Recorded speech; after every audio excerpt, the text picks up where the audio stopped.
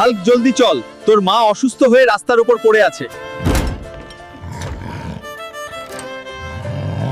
কি হয়েছে আমার মায়ের? মা, আমি আসছি, তোমার কিচ্ছু হবে না মা। হাল্ক, আমাকে বাঁচা বাবা, আমার খুব কষ্ট হচ্ছে।